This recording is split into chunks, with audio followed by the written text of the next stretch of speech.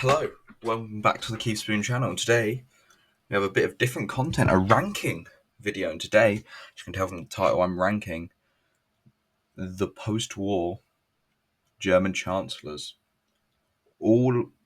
Technically all 9, but mainly all 8 of them, getting put in an order today, from number 8 to number 1. Number 9, Olaf Scholz. So I'm going to start with now the current one, isn't in this list. He's only been in charge for about 2 years. And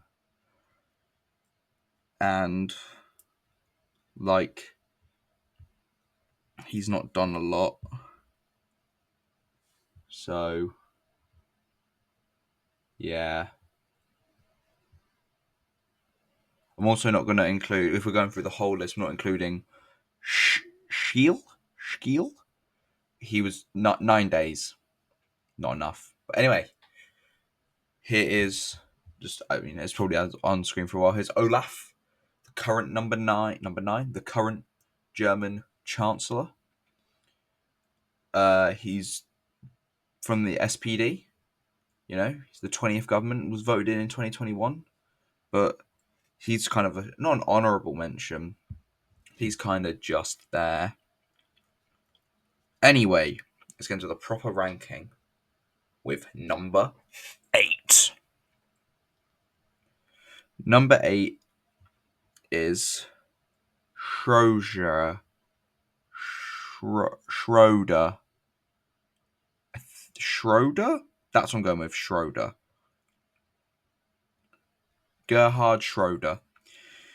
From 1998 to 2005. Basically, the reason is he was Putin's puppet and he loved Russia.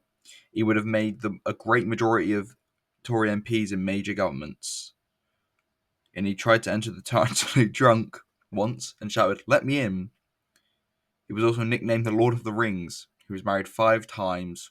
That's a lot. He's like Thanos in here collecting them rings, or Sonic, because he actually collects rings. He was also nicknamed Audi Man. And the only note I have here is 4th wife. And then Olympic Man. The only note here being 5th wife. Basically, what I'm getting from him. He was a bit of he liked Putin a bit much. He also liked women, getting married to women often. In number 7, we have Ludwig Tard from 63 to 66. It was a bit of a sop, to be honest. And as you can tell, he only did 3 years. He was quite apolitical, and I think, I might be wrong here, he was probably the only independent. He was the only independent post-war German Chancellor.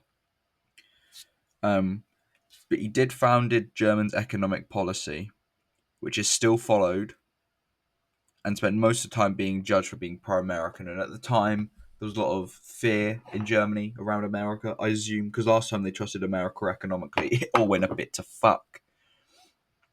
Anyway, continuing on our list with number 6, one that most people would know, Angela Merkel. So Angela Merkel was from 2005 to 2021. That's a really long time. Is that the longest? No, it's not the longest. Someone beat her by 10 days. That's insane.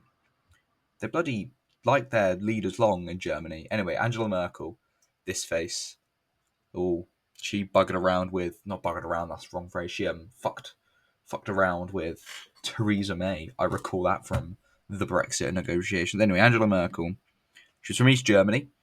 She follows Merkelism policies, which basically waiting for things to go wrong and then fix them rather than preventing them. She was popular for being a leading figure in the EU. So if you love the EU, you probably like Angela. And she made Germany the key state in the Eurozone. Eurozone. She also made Portugal, Spain, Greece, and Ireland Germany's bitch. Which isn't kind, Angela, is it? Come on now. Don't be mean to the small countries. She's the mother of the nation persona. She makes Germany, but she did also, as well as being the mother of the persona, she made Germany's dependent on Russian oil through the Nord Stream, which I think is bad. And it made their current energy crisis worse. Some people love her and some people hate her. Depends where you sit on loving the EU and loving Russia. Next up, at number 5, Kissinger. Not that one. Not Henry. A different Kissinger. The third post-war one. Now, I'm going to be honest. He was a Nazi from 66 to 69. That was when he was in charge. He was a Nazi, which isn't good. He made propaganda for the Nazis, which is bad. He hated baby boomers, which probably ain't great. Got slapped by a protester on stage, which is possibly why he's up so high, because that's quite funny.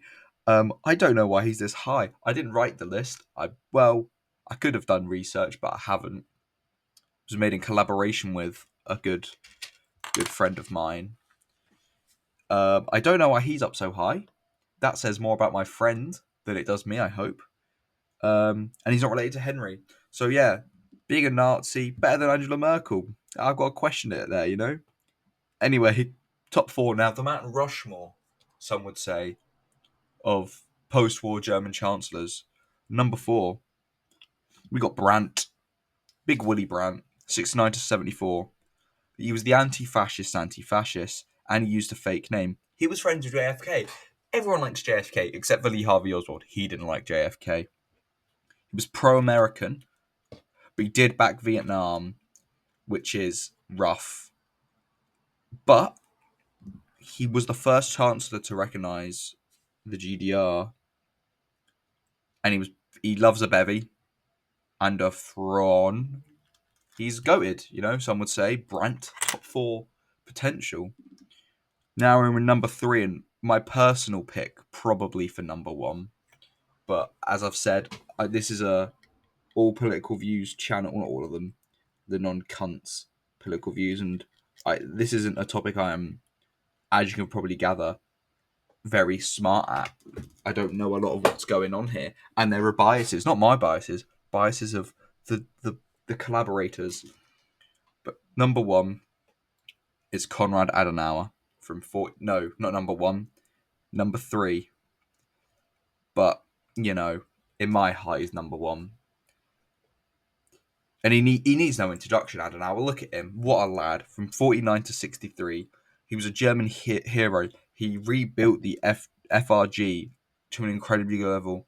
It was a bit questionable in 57 that 8 out of the 10 officials in the Ministry of Justice were Nazis. But, like, everyone was kind of a Nazi. That's a very sweeping statement. But, you know how it goes. In there. But look at this man. When I learnt about him in college, his death was treated as if it was the worst thing to happen in the whole German period, from World War One to the to the building of the Berlin Wall. That's how important he was. And yes, that does include a lesson we had on the Holocaust. Somehow Adenauer's death was more potent in my teacher's mind. And he did die 1 year after being in office, so he clearly loved it. Now, it's the big boys. You know who it could be. We're number 2 now. We've got Helmut Kohl. Kohl from 82 to 98. He was the father of modern Germany. So much so that the Iron Bitch herself, Margaret Thatcher, is claimed to have said that that man is so German. He also failed to impress Thatcher, which in my opinion is good. I don't like that woman. She's silly.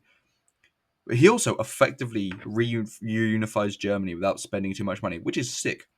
He died as a prisoner to his wife of 40 years, his senior, with no other... What? That can't be right. I've read that wrong. His wife 40 years his senior? Nah, mate. What? Let me get his wiki up and make sure my friend's not bugged this around. 40 years. So when was this lad born? 1930. That can't be right. Oh, he was 30 years his senior. That's a big number. Oh, that's yucky. And he had no other family. And now it's who we've all been waiting for. Number 1. Another helmet. This one, it's Helmut Schmidt from 74 to 82. He was the ultimate geezer. He was a failed Nazi, but not really a Nazi. He was pro-European and he chain smoked loads. He goes on holiday with Callahan and Ford, and he called Thatcher a bitch. He's great. Absolute charmer, and he was arrested for smoking against a smoking ban, which does make him a legend. So thank you for watching this not quick little, this ranking of the 8 German chancellors from the post-war period. This video was made in collaboration with this man here. Thank you for watching. There'll be more coming soon of this type of content. Thank you for watching, and goodbye.